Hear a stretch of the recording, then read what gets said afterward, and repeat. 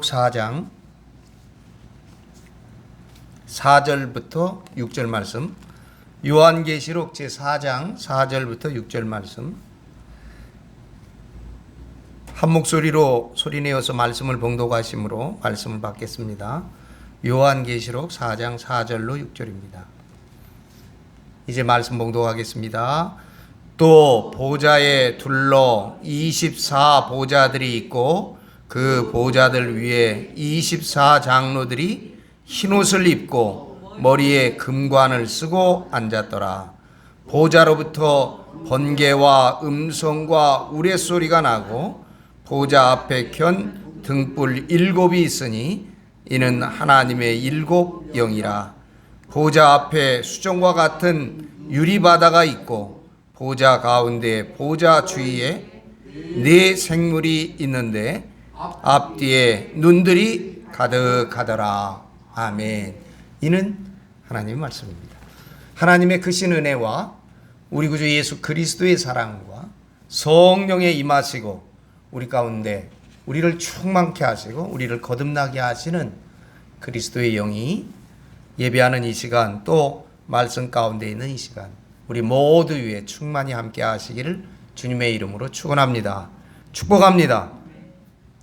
2023년 오늘 정월 초하루인데 음력으로 2023년 연초의 복을 받으시기를 바랍니다. 연초의 복을 충만히 힘입으시기를 주의 이름으로 다시 한번 기원합니다. 아멘. 소망합니다.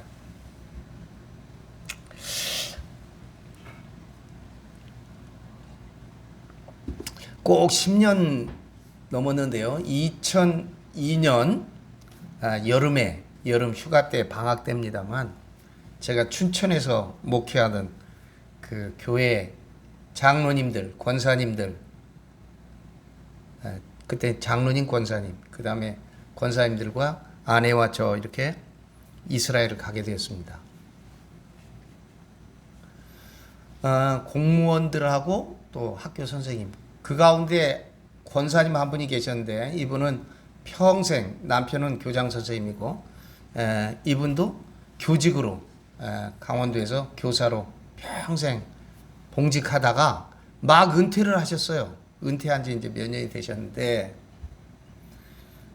그분이 함께 같이 이스라엘 성지 연수를 하게 됐죠. 조금 예민하세요. 잡숫는 것도 예민하고 생각하는 것도 예민하신 분이에요. 누구한테 싫은 소리 들어보지 않고 또 남에게 뭐 그렇게 하시지 않는 그런 권사님이셨는데, 여자 권사님이셨는데 교회에서는 꽃꽂이 봉사를 열심히 하셨어요. 주일이면 새벽에 예배당이 크니까 양쪽에 꽃이 제법 많이 들어가는데 꼭 토요일이면 새벽까지 꽃 사다가 교회에 장식하시는 아주 충성된 분이에요. 그래서 이제 토요일 되면 그분하고 같이, 제 아내랑 같이 꽃꽂이하고 청소하러 오신 분들 다 데리고 그 춘천에서도 그 의암호에 가면은 여러분 소양강천에 동상이 있는데 그 앞에 중국집이 있었어요. 그래서 쌈직한 중국집에서 늘 점심을 토요일 날 먹는 그런 일들이 있었는데 이 권사님이 예민하시니까 이스라엘 가서 어떻게 먹을까? 이스라엘 가면 이 음식은 맞을까? 이런 염려가 굉장히 심했던지 뭐 보약이니 뭐 이런 걸 다른 집보다 많이 갖고 오셨더라고요. 나중에 알고 봤더니 처음엔 몰랐어요. 저는 그렇게 보약도 많이 가지고 가시고 뭐 음식도 많이 가져가신 것 같아요. 근데 다행히 이분이 이스라엘 음식이 너무 잘 맞는 거예요. 이스라엘의 고기며 이스라엘에서 먹는 음식들이 너무 잘 맞는 거예요. 저는 그 음식 때문에 여러 번 고맙다고 칭찬 들은 일이 많았는데 이스라엘 가서 성지 연수를 인도하다 보면요. 근데 제가 꼭 호텔에서 이런 얘기를 해요. 아침에 우리가 일찍 식사를 하는데 6시, 6시 반에 하는데 그래도 시차가 6시간이 나니까 우리 12시예요. 그러니까 천천히 많이 드시라. 그리고 일찍 가는 이유는요. 외국인들도 딱 보니까 자기들이 먹던 조그만 물통에다가 그 이스라엘은 생으로 주스를 짜서 그래갖고 아침에 줘요. 그러니까 얼마나 신선해요. 얼마나. 그 제가 있는데 농장이니까 대부분 농장에 있는 키부츠 안에 있는 호텔을 제가 주로 가거든요. 그러니까 그분들이 그걸 살짝 짜는 걸 봤어요. 그건 딱 잠궈 놓고 한 잔 먹고 나중에 그거 마시려고 그러는 거예요. 그 요령이죠. 그렇죠? 네. 그래서 제가 한국 같이 가시는 분들한테도 꼭 그렇게 얘기해요. 혹시 점심이 조금 늦어질 수도 있고 이러지만 시간 딱딱 맞춰 하려고 애를 쓰지만 그러니까 혹시 아침에 드시다가 괜찮은 빵이 있다든지 뭐 계란이 좀 있다든지 그러면 하나씩 챙기시라. 그래서 간식으로 심심할 때 드시라. 그래도 되거든요. 내가 갖고 온 거 조금 이렇게 덜었다가 그랬더니 빵이 맛있었던가 봐. 그때 이제 선생님들이 계셨으니까 선생님들이 빵을 좀 챙겼어요. 그런데 뭐 시간 정확하게 점심 드리니까 제가 웬만하면 시간 맞춰서 하려고 애를 쓰니까 이분들이 이제 그렇게 하고 갔는데 그날 어디를 가게 됐냐면 와디 켈트라고요. 와디 켈트라고 우리 여기 사진이 있습니다. 거기 옆에 보면 절벽에 수도원이 있어요. 수도원이 있고 그 깊은 계곡이에요. 네, 깊은 계곡. 거기가 이제 겨울에 우기 장만하면 글로 막 물이 와글와글 나무가 없으니까요. 그래서 와디라고 그런대요. 와글와글 막 있어요. 그런 곳이고 거기에 이렇게 샘이 있어갖고요. 물길이 쭉 있어서 거기서 위에서 보면 쩔쩔쩔쩔 소리가 나고 물을 흘러 내려가는 게 보여요. 그게 다 흘러서 저 여리고까지 내려가는 건데 거기서 예수님이 시험받은 그게 유대 광야거든요. 그 유대 광야를 가면 제가 아주 마음 깊이 그리고 마음이 아주 차분해지면서 그 유대 광야에서 40일 동안 금식하고 기도하신 주님을 묵상하도록 그렇게 막 권면을 합니다. 기도도 좀 하시고 묵상도 하시고 주님도 어떻게 영접하셨으면 좋겠다. 그런데 여행객이 가면 의뢰에 따라 있는 게 잡상인들이 있어요. 잡상인. 아주 조악한 구슬 같은 거, 팔찌 같은 거 무슨 구슬 끼워가지고 그거 사라는 거지. 그거 사라는 거. 우리가 보기에는 너무너무 조악해요. 사실은 몇 개 되지도 않고 먼지 묻어 있고. 근데 거기에 얼음만 있는 게 아니라 좀 많은 애들도 있거든요. 뭐 사막에 사르니까 원래 그래요. 피부도 검지만 또 잘 안 씻고 그러니까 아주 꼬질꼬질해 보이죠. 한국 사람 입장에서 우리 아침에 호텔에서 싹 씻고 나온 우리의 입장으로 보면 꼬질꼬질하는 부모, 애들이 막 따라다니니까 이 권사님은 내 설명 하나도 귀에 안 들어오고 쟤네들한테 우리가 모아놓은 빵을 어떻게 줬으면 좋을까 그 생각만 하는 거야 지금. 에? 이 양반들이 빵을 모으다 보니까 빵 먹을 시간이 없잖아요. 낮에 그거 간식으로 먹을 새가 없어요. 먹을 새도 없고 그래 먹지도 않아요. 왜냐면 점심 금방금방 밥이 있으니까. 이 양반이 차근차근 모아놓은 빵이 뒤에 상당히 있었나 봐요. 나는 전혀 모르지. 여러 사람이 모았으니까.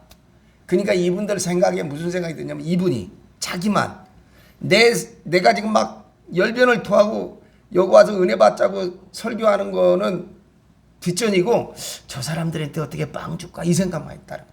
나중에 들은 얘기죠. 그리고 이제 내가 이렇게 잠깐 묵상들 좀 해보시죠. 그렇게 하고 나도 묵상하고 있는데 나한테 와서 목사님, 네, 난 무슨 질문하려고 그런 줄 알고 했더니 우리가 저 뒤에 빵이 많은데요. 저 빵 저희들 주문 안 될까요? 이러는 거예요. 왜 안 되겠어요? 되죠. 그렇죠? 근데 이게 좀 예민한 부분이에요. 어떻게 주느냐, 어떤 방법으로 주느냐에 따라서 그 사람들과 우리가 말해요. 이상한 그 사람들이 자격지심 느낄 수도 있잖아요. 그렇죠? 동정받는 것 같기도 하고. 그럴 수도 있으니까 만약에 권사님이 이렇게 가지고 계시든가 들고 있을 땐 너 이거 하나 먹어? 이럴 수는 있죠. 그렇지 않아요? 근데 지금 저기 모아놓은 거를 갖고 왔고 그거 어떻게 줘? 그 예민한 부분이에요. 그게 저한테는 그 사람들이 기분 나빠할 수도 있지 않을까? 꼭 그럴 건 아닌데 빵 모았다가 어제 거 오늘 거 다 모아서 준다? 그럴 수는 있지만 복잡하죠. 이렇게 가방에서 꺼내서 하나 이렇게 주는 건 다르잖아요. 근데 제가 그때 약간 화가 좀 났어요. 왜냐냐? 지금 내가 열변을 토하고 은혜 받자고 이러는데, 특히 우리 교인들이니까 다, 한 교회 교인들이니까 장로님들 권사님들 은혜 받자고 묵상했는데 그 곁에 빵 생각했다는 거 아니에요. 근데 권사님, 지금 여기 와갖고 예수님이 40일 기도하는데 이 연장에 와갖고 지금 예수님의 그 기도를 우리가 묵상하면서 은혜 받자고 하는데 빵은 무슨 빵이요? 내가 그렇게 얘기했어. 그랬더니 이 권사님이 연세도 있는 데다가 한 번도 누구한테 그런 얘기 안 듣고 자기는 선의로 했는데 목사님 그렇게 얘기하니까 섭섭했어. 마음이 상처를 다 입었어. 그날 뭐 여행이 제대로 됐겠어요? 이제 목사님한테 혼났다 이 생각만 갖고 호텔에 간 거야. 호텔까지. 저녁 먹고 그 다음에 침대에 딱 들어놓아서 이분이 좀 예민하신 분이니까 계속 그 생각만 한 거야. 야, 나 이스라엘 괜히 왔다. 그 별것도 아닌 빵 얘기 좀 했다가 목사님. 저도 뭐 그렇게 심각하게 얘기한 건 아니고 그냥 한마디 했는데 그분은 또 그렇게 받아들인 게 나하고 입장이 다르니까. 다른 사람 아무 문제 없는데 그분만. 이 양반이 밤에 침대에서 콜콜이 막 5만 가지 생각을 다 했겠죠. 지었다 부셨다 지었다 부셨다. 그렇게 하고 딱 잠들 때 여러분 생각해보세요. 그 생각을 계속하면서 그 현장을 얼마나 여러 번 생각했겠어요. 그분이 지금 거기 목사님하고 가던 생각, 목사님 뭔가 떠드는 생각, 그 풍경, 그 애, 빵 얘기, 목사님이 나한테 한 얘기를 반복해서 아마 다시 리와인드 했을 거예요. 생각을 곱씹다가 거기에 몰두하다가 예수님을 만나게 됐다. 그 밤에 그 기도하시던 예수님이 예수님이 자기한테 찾아왔다는 거예요. 난 잘 모르죠. 그분 혼자기. 그러고 이 양반이 거기서 회개가 나오고 거기서 은혜를 받은 거예요. 그러니까 기분 나쁜 빵 문제로 시작돼가지고 이 양반이 계속 묵상하다가 그 광야와 함께 예수님이 자기에게 찾아오시는 걸 경험했습니다. 그 이 양반은 은혜를 받은 거예요. 우린 모르죠. 얼마나 은혜를 받았는지. 그래서 자기는 주님 영접의 경험을 하게 됐다. 오래도록 그 이스라엘을 잊지 못하는 한 사건이 됐어요. 내가 이제 교회 돌아와서는 주일 오후 때 되면 큰 교회니까 그분들 간분들 한 번씩 나와서 간증 뭐 짧게도 하니까 좋다. 그 권사님은 나는 간증 안 할래요. 그래서 내가 그러면 이렇게 쓰세요. 선생님이니까. 그때 이 양반이 썼어요. 써서 나한테 주길래 내가 보니까 굉장히 좋더라고요. 그래서 매일 주보에다 실어줬어요. 그 이야기를. 주보 간지를 만들어 가지고 썼어요. 그게 제법 많이 되길래 나중에 그걸 제가 묶어서 책으로 묶어드렸어요. 네, 당신이 기념이다. 내가 묶어드리긴 했지만 돈은 다 냈습니다. 그분이. 그래서 제가 찾아봤더니 잘 안 보이는데 어쨌든 책을 묶어서 지금 출판하는 사람들 많으니까 책을 묶어서 그분은 신앙 간지. 얼마나 벌써 세상 떠났습니다만 권사님이 지금 우리가 계시록 4장에 들어오니까 내가 보니 하늘에 열린 문이 있는데 그런데 이리로 올라오라. 지금 상황이 완전히 바뀌었습니다. 우리는 지금 시대적으로도 오랜 기간 후에 있고요. 우리가 인격적으로도 지금 우리가 이 사도 요한을 어떻게 다 이해하겠습니까?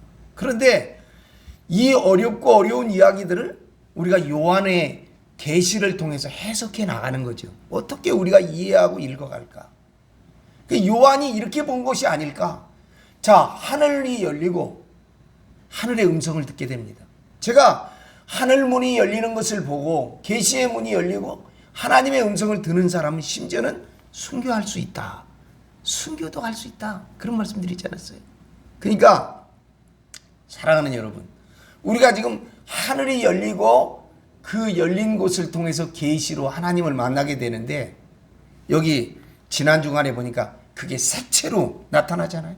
하늘과 보좌와 그 보좌를 둘러싸여 있는 형태들을 우리가 인간의 이해로 우리가 뭐 어떻게 사도 요한의 그 계시를 우리가 감히 다 짐작하겠습니까? 그러나 우리가 그걸 보면서 지금의 용어로 해석하면서 그 이미지를 우리가 한 번쯤 상상해 보는 거죠. 계속. 우리 그 이스라엘의 빵으로 나하고 부딪혔던 권사님처럼, 김 권사님처럼 여러분들도 말씀을 읽는 중에, 묵상하시는 중에 하늘이 열리고 주님을 찾아오시고 성령과 교통하는 교감이 임하시기를 주님의 이름으로 소망합니다. 지난 주간에 무지개가, 그리고 이 하늘 보좌가 이 색채의 추상성으로 그가 뭘로 설명을 하겠어요? 그 어마어마한 인간의 언어로 담을 수 없고 인간의 글로 담을 수 없는 그 하늘과 하늘의 보좌와 그분을 어떻게 다 담겠습니까? 그러니까 색채로 하는 거죠.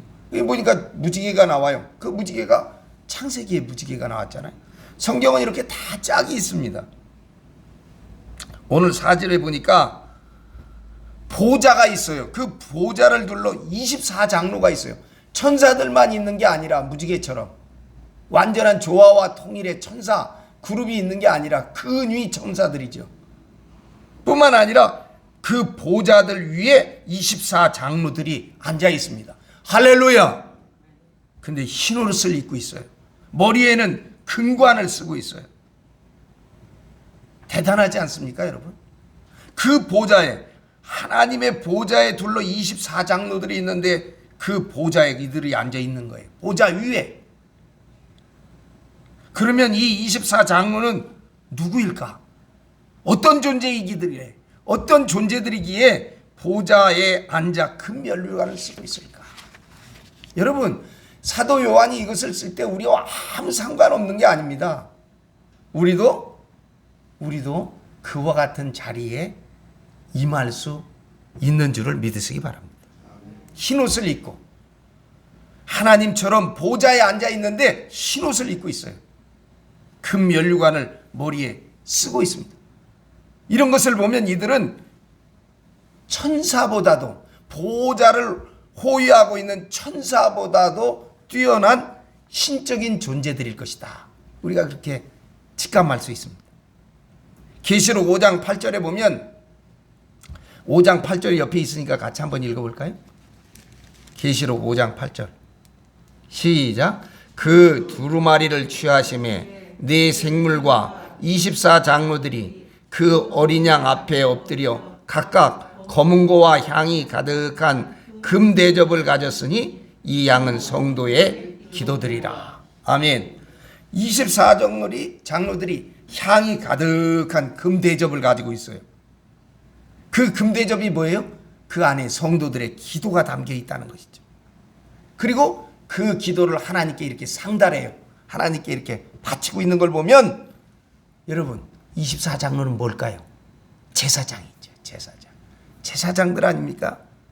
그러면 24장로, 이 제사장들은 어떤 제사장들인가? 어떤 계통의 제사장들일까? 이들은 레위지파 아론의 뒤를 이은 제사장들이 아닙니다. 왜냐하면 구약의 제사장들은 하늘 보좌에 앉을 수가 없습니다. 그러나 하늘 식양을 본따, 하늘 양식을 본따 성막과 제사장을 만든 구약이므로 구약의 제사장들도 그 계통이 24반열이 있었습니다. 그러나 육체의 혈맥을 따라 난 레위 계통의 이 아론의 후예들의 제사장들은 영원한 제사장이 될 수 없으므로 예수님께서는 멜기세덱의 반차를 따라 영원한 제사장이 되셨다. 아멘. 그렇게 히브리서 5장, 6장, 7장에 말합니다. 히브리서 5장 10절에 하나님께 멜기세덱의 반차를 따른 제사장들이라 칭하심을 받으셨느니라. 6장 20절에는 앞서 가신 예수님께서 멜기세덱의 반차를 따라 영원히 제사장이 되어 우리를 위하여 들어가셨느니라. 히브리서 7장 11절로 15절 중반에 보면 멜기세덱의 반차를 따르는 다른 한 제사장을 세울 필요가 있느냐? 멜기세덱과 같은 별다른 한 제사장이 일어난 것을 보니 더욱 분명하도다. 예수님께서는 멜기세덱의 반차를 따라서 영원한 대제사장이 되신 줄을 믿습니다. 아멘. 멜기세덱은 하늘의 영원한 대제사장이므로 24장로는 멜기세덱의 반차를 이은 제사장들인 것을 우리가 알 수 있습니다. 여러분, 방향을 나타내는 위치가 있죠. 방위라고 합니다. 방위. 우리가 이런 얘기 하잖아요. 사방, 팔방 이런 얘기 하잖아요. 사방, 팔방 24방이에요. 방위가 24방위가 있고 방향이, 우리가 절기에도 보면 지난 20일이 대안이고 2월 4일이 입춘 아닙니까? 24절기가 있어요. 그런가 하면 시간도 24시간으로 나누고 있습니다. 그렇듯이 24장로는 하나님을 옹유한 인격적인 공간과 인격의 시간, 인격의 공간과 인격의 시간을 상징하는 평화의 제사장입니다. 이 다양성과 조화성과 통일성을 갖고 있죠. 평화의 제사장들이란. 또 우리가 여태까지 상고했습니다만 흰옷은 완전한 성결, 그의 행위들이 성결하고 완전해요. 완덕과 만선이 있는 거죠. 또 금면류관은 영광으로 빛나는 왕관을 뜻하는 줄로 믿습니다. 그러므로 24장로는 아주 청정한 왕 같은 제사장들인 줄로 믿습니다. 베드로전서 2장 9절에 보면 오직 너희는 택하신 족속이요 왕 같은 제사장들이요 거룩한 나라요 그의 소유된 백성이니 이는 너희를 어두운 데서 불러내어 그의 기이한 빛에 들어가게 하신 자의 아름다운 덕을 선전하게 하려 하심이라. 아멘. 장로님들께서는 24장로의 반열 안에 들어가기를 소망하시기를 축원합니다. 5절 보겠습니다. 5절 같이 보겠습니다. 보좌로부터 번개와 음성과 우레소리가 보좌 앞에 켠 등불 7이 있으니 이는 하나님의 7 영이라. 아멘. 번개와 음성과 우레소리, 구약에 보면 모세가 시내산에서 하나님께로부터 십계를 받을 때 번개와 뇌성 가운데서 야훼의 음성을 듣습니다. 출애굽기 19장 16절에 셋째 날 아침에 우레와 번개와 빽빽한 구름이 산 위에 있고 나팔소리 같은 거죠. 나팔소리가 매우 크게 들리니 저 산 위에서 음성이 들리니 진중에 있는 백성들이 모두 떨더라. 여기 번개와 뇌성, 이 우레소리 이런 것들은 하나님의 위엄이죠. 하나님의 능력이죠. 하나님의 심판을 상징한다. 그렇게 시편 29편 3절로 11절에 보면 기록되어 있습니다. 또 번개와 뇌성은 의식이 잠들어버린 이 잠든 우리의 존재를 깨우는 말씀을 뜻합니다. 여러분, 뇌성 치고 번개 치면 잘 수 없잖아요. 깨지. 숨쉬지 않는 무기물인 바위로부터 인간의 잠들어버린 의식에 이르기까지 모든 생명권을 깨우쳐 살아 움직이게 하는, 생명이 되게 하는 것이 번개와 우레입니다. 다시 말하면 잠든 바위를 깨우쳐서 원생 동물이 되게 하고, 그것이 나아가 어류, 양수류, 파추류, 도류, 포유류에 이르게 하고, 포유류의 맨 꼭대기에 잠든 의식을 깨우쳐 인간을 창조하신 말씀, 그 에너지, 원동력, 그것이 하나님 보호자로부터 나오는 번개와 뇌성이었습니다. 번개와 뇌성이 울리지 않으면 전 생명계는 깨어날 수 없습니다. 보세요. 간혹 깊은 산에, 설악산이나 이런 데 가보면 여러분도 완전히 바위만 있는데 소나무가 있잖아요. 저거 어떻게 살아날까? 여러 과학적인 이유가 있는데요. 제일 중요한 거는 번개 칠 때 그 번개 에너지를 받는다는 거예요. 예? 그러니까 우리로는 잘 모르지만 하나님께서 이 생명의 에너지를 거기에 담아갖고 있다는 것이죠. 근데 아직도 우리 과학이 가야 할 길이 멀지요.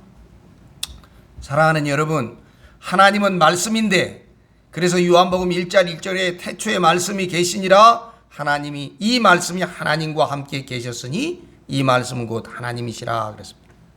이 말씀은 생명을 창조하고 진화시키는 무한한 에너지이기 때문에 번개와 뇌성으로 여기 지금 상징화해 놓았습니다.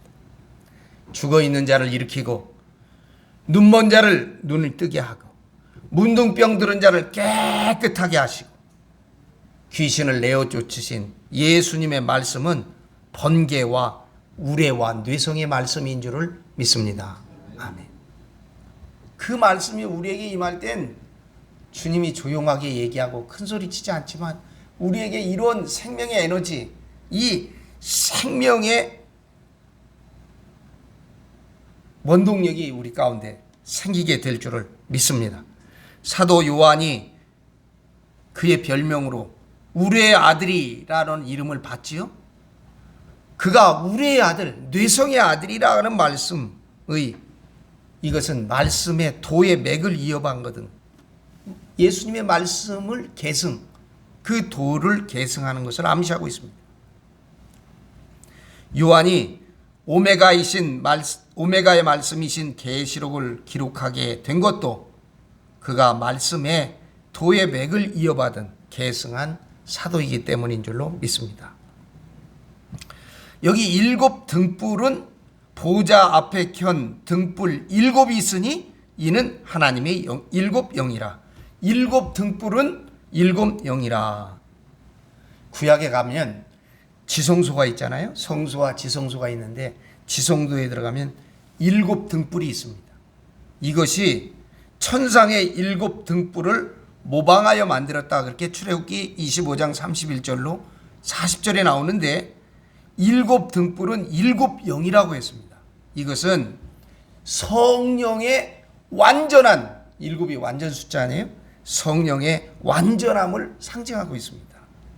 7 등불은 나중에는 7 영, 눈으로도 나타나요. 눈. 스가랴 4장 10절에 이 7은 온 세상에 두루다니는 여호와의 눈이니라 하시나. 7 등불이 7 눈으로도 나타나죠. 이것은 어둠을 꿰뚫어 보시는 성령의 전지성을 여기에 담고 있는 줄로 믿습니다. 6절 마지막 절 보겠습니다. 보좌 앞에 수정과 같은 유리바다가 있고 보좌 가운데와 보좌 주위에 4 생물이 있는데 앞뒤에 눈들이 가득하더라. 보좌 앞에 수정과 같은 유리바다가 있고 보좌 앞에 있는 이 수정 같은 유리바다. 여러분, 반대로 이 세상 사람들은 더러운 물, 정천, 깨끗한 물이죠. 반대말은 예천입니다. 더러운 말. 곧 음녀의 바다에 세상 사람들은 세워져 있습니다. 계시록 17장 15절에 또 천사가 내게 말하되 내가 본 바 음녀가 앉아있는 물은 백성과 무리와 열국과 방언들이라. 세상은 여러분 더러운 물입니다. 음녀의 바다 위에 세워져 있습니다. 멸망할 나라의 권세는 천사들에게 경배하고 얻은 것들입니다.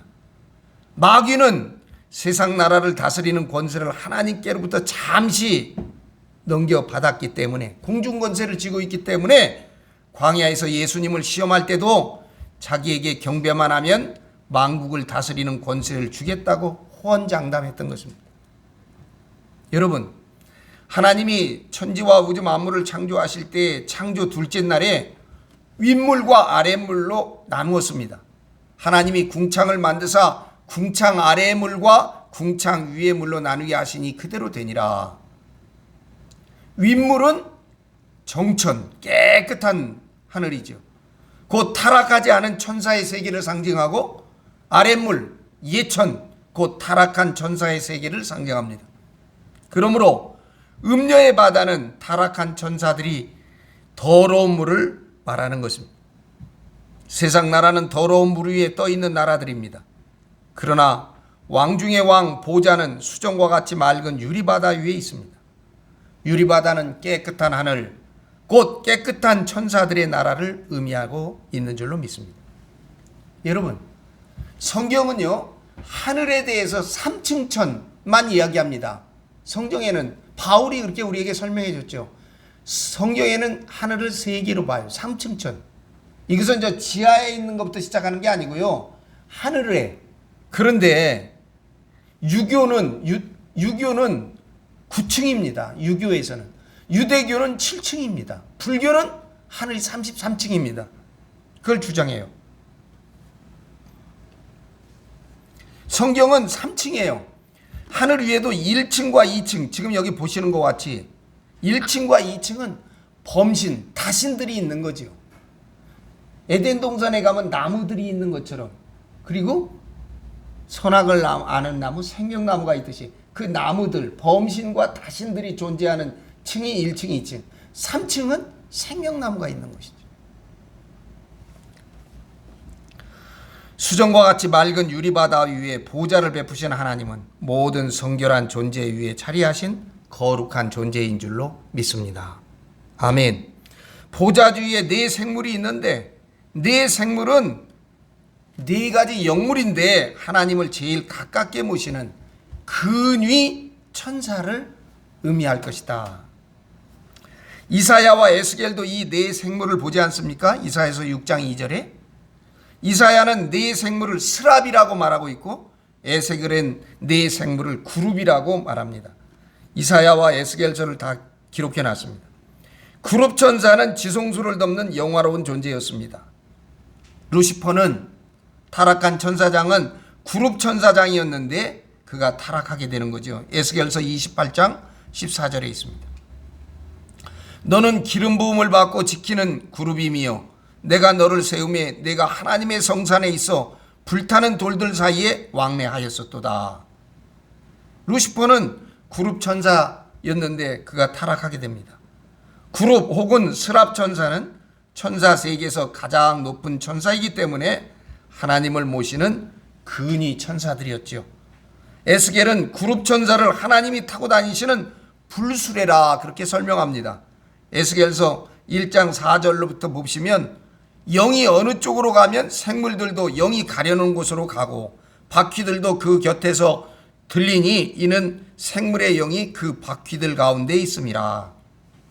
그룹 천사는 또한 앞뒤에 눈이 가득한 존재입니다. 이것은 네 영물이 잠자지 않고 늘 깨어서 우리를 눈동자와 같이 지켜보는 존재라고 하는 의미입니다. 네 영물은 돌이키지 않고 번개처럼 빠르고 곱게 행하는 존재입니다. 에스겔서 1장 9절에 날개는 다 서로 연하였으며 갈대는 돌이키지 아니하고 일제히 앞으로 곱게 행하며, 에스겔서 1장 14절에 보면 그 생물들은 번개 모양같이 왕래하더라. 앞에 눈은 앞으로 올 전방의 시간, 뒤에 눈은 과거의 시간을 꿰뚫어 보고 있는 것을 의미합니다. 여러분, 이제 말씀 마치겠는데, 하나님은 영원한 현재의 시간 속에 존재하고 계세요. 하나님에는 과거가 미래가 없어요. 하나님은 영원한 현재의 시간 속에서 그 수레 위에 앉아 계시는 존재지만, 지나온 과거와 앞으로 다가올 미래도 이 시간의 수레 위에 앉아서 살피고 계심을 여러분이 기억하시기를 바랍니다. 이거를 어려운 용어인데요, 상미존이라는 말을 써요. 한문으로 쓰면 오히려 상자, 아닐 미자, 있을 존자, 상미존. 영어로 하면 already, 이미, 벌써, 난 옛, 그러나 아직 오지 않았다는 거예요. 예수님께서 이미 오셨어요. 이미 오셨어요. 그런데 예수님은 아직 오시지 않았어요. 재림하시는 예수가. 이걸 상미존이라고 합니다. 오고 있는 시간의 전방을 향해서 번개같이 곱게 행하는 하나님의 수레는, 하나님의 수레바퀴 속에는 눈이 가득한 시간의 수레임을 기억하시기를 주의 이름으로 축원합니다. 세상에 세 친구가 있다 그러죠. 세 친구가. 돈이라는 친구가 있어요. 이 친구는 우리가 건강할 때까지만이에요. 돈이 아무리 뭐합니까? 아파서 들어놓여 있는데, 그렇죠? 네. 돈을 아무리 많이 쌓아도요, 여기다가 호수 하나 꽂고 이리로 밥 먹이고, 네, 먹고 사는 사람들. 그 돈이 무슨 소용이 있겠어요? 무슨 의미가 있겠어요? 건강할 때까지만 존재하는 친구입니다. 그 다음에 죽음의 목전까지 이를 때까지 같이 가는 친구가 있어요. 그 친구는 누굴까요? 가족이에요. 가족. 가족은, 생명을 함께 나눈 가족은 그 아버지 목숨 달랑달랑 할 때까지, 어머니 목숨 그때까지 아내 남편이 있어요. 그러나 거기까지만이에요. 거기서 빠이빠이 해야 돼요. 다. 그러나 여러분, 죽음 이후에도, 이 땅에서뿐만 아니라 죽음 이후에도 함께 가는 친구가 누굽니까? 하나님입니다. 할렐루야. 영원한 현재 속에 거시면서 전방을 향해서 곧게 그 수레바퀴가, 그리고 과거에까지도 함께 보고 계시는 그 하나님, 그 하나님의 상미존의 시간, 이미 오셨으나 아직 당도하지 않은 그 주님을 향하여 우리가 마음문을 열고 그 주님과 함께 그 주님의 시간 속에 그 주님의 뜻 안에서 살아가시는 저와 여러분, 우리 모두가 되시기를 예수 그리스도의 이름으로 간절히 축원합니다. 축복합니다. 기도하겠습니다. 영원하신 생명과 구원의 하나님, 길과 진리와 생명의 빛으로 우리를 구원하여 주심을 감사합니다. 주님의 대속의 십자가 보혈로 우리의 죄짐을 풀어주시고 성령의 권능을 주시어 주님 말씀에 순종하는 믿음을 주시옵소서. 예수 그리스도의 이름으로 기도합니다. 아멘. 은혜로우신 하나님 아버지, 조급하여 하나님의 인도하심을 따르지 못하고 갈 길을 몰라 방황하던 우리를 긍휼히 여기사 이 시간 예배로 불러주시옵시고 주님 앞에 모이게 하시고 주님께 예배로 영광을 돌리게 하심을 감사합니다. 영광 받으시는 아버지, 아버지의 영광을 저희 가운데도 나타내 주시사 영광 드러내는 저희들의 삶이 되도록 복과 은혜를 내려 주시옵소서. 오늘 설 명절을 맞아 가족들이 함께 모일 때 하나님을 경외하고 부모를 공경하며 형제간에 우애 있게 하여 주시옵소서. 서로 다투고 싸우는 관계에서 벗어나 서로 격려와 사랑으로 하나가 되는 화목한 가정으로 저희들의 가정을 세워 주시옵소서. 성도들의 가정을 무너뜨리는 과거의 아픈 상처와 아픈 기억에서 자유하고 벗어나도록 치유하여 주시옵소서. 하나님 홀로 영광을 받아 주시옵시고 다스려 주시며 임하여 주시사 저희 모든 믿음의 가정이 가정의 천국을 이룰 수 있도록 주께서 함께하여 주시옵소서. 우리 주님 예수 그리스도의 이름으로 간절히 기도드리옵나이다. 아멘.